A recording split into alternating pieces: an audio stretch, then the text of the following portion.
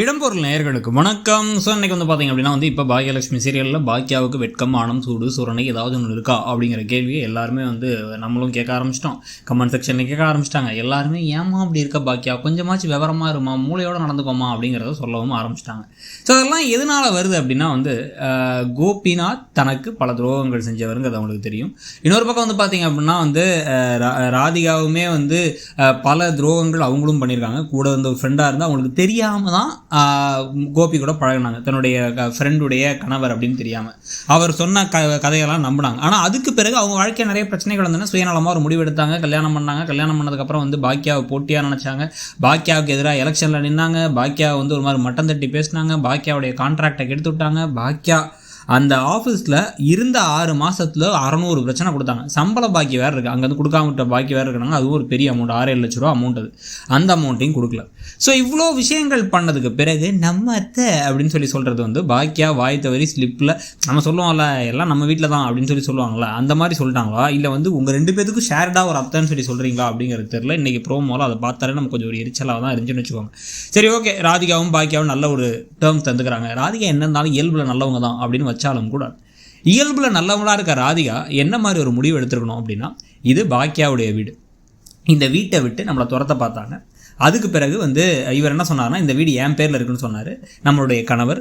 இவங்க காசு கொடுத்து அந்த வீடை வாங்கிட்டாங்க. அந்த வீடை வாங்கினதுக்கப்புறம் அந்த வீட்டில் உட்காந்துருக்கிறது சரியா அப்படிங்கிறத யோசிச்சு, போதும் கோபி, உங்களுக்கு உடம்பு சரியானு வந்தோம், கொஞ்சம் நாள் ஆகிடுச்சு, நம்ம கிளம்பணும் அப்படின்னு கிளம்பணும். அதுதான் ஒரு கொஞ்சமாச்சு நல்லவங்க அப்படின்னு நம்ம சொல்கிற அளவுக்கு இருக்க ஒரு ஆள் இருந்தால் அது நடந்துப்பாங்க. அப்படி இல்லாமல் தன்னுடைய பொண்ணை தனியாக விட்டுட்டு நம்ம ஏதோ ஹனிமூன் அந்த மாதிரி இவங்க 2 பேர் ஜாலியாக இவங்க உட்காந்துக்கிட்டு இங்கே உட்காந்து தனியாக 2 கிச்சன், ஒரு வீட்டுக்கு 2 கிச்சன் சொல்லிட்டு சமைச்சது மட்டும் இல்லாமல் அப்பப்போ பாக்கியாவை மட்டும் தட்டி பேசிக்கிட்டு அன்றைக்கி என்ன சொன்னாங்க அப்படின்னா, காரக்குழம்பு வைக்கிற வீட்டில் ஒர்க் பண்ணுற லேடிஸ் வச்சுருக்க ஹோட்டல் கிடையாது, எங்களுக்கு க்ளவுட் கிச்சன், எங்களுக்கு ஒரு ப்ராப்பரான ஒரு இவர் இருக்கார் அப்படின்னு சொல்லிட்டு ஒரு ஷெஃப் இருக்கார் அப்படின்லாம் பேசினாங்க. இந்த அளவுக்கு அப்பப்போ நினைக்கும் போதெல்லாம் லைட்டாக அப்படி ஊசியில் குத்துற மாதிரி குத்தி காமிச்சிட்டு இருக்கிறதும் செய்கிறாங்க. சில சமயம் நியாயமாக பேசினாலும் இதுக்கெல்லாம் சேர்த்து வச்சு கரெக்டாக பாக்கியாவே ஒரு முடிவு எடுத்துடணும். இந்த பாருங்க, நீங்கள் ரொம்ப நாளாக இங்கே இருந்துட்டீங்க, சரி கிளம்புங்க, போதும், நீங்கள் இது என் வீடு அப்படிங்கிறத மறந்துடுறீங்க அப்படிங்கிறத சொல்லணும். இல்லை அப்படின்னா கொஞ்சமாச்சு யோசிச்சு ராதிகாவே கிளம்பணும். இது எதுவுமே இல்லையா, கோபிங்கிற ஒரு கொஞ்சமாச்சு வெக்கா இருக்கா, கோபிங்கிற ஒரு ஷேம்லெஸ் கேரக்டர் அப்படின்னு கமெண்ட் பண்ணினாங்க. உண்மையிலே கரெக்டான வார்த்தை, வெக்கமில்லாத ஒரு கேரக்டர் அவர். காசையும் கையில் லம்பாக வாங்கிட்டு அதை புது மனைவிக்கு கொடுத்துட்டு இன்னும் அந்த வீட்டிலே உட்காந்துருக்கிறது அப்படிங்கிற கதையை எத்தனை நாள் கொண்டு போவாங்க. இதை பார்க்கும் பொழுதும் கேட்கும் பொழுதுமே யாருக்காவது செட் ஆகுதா?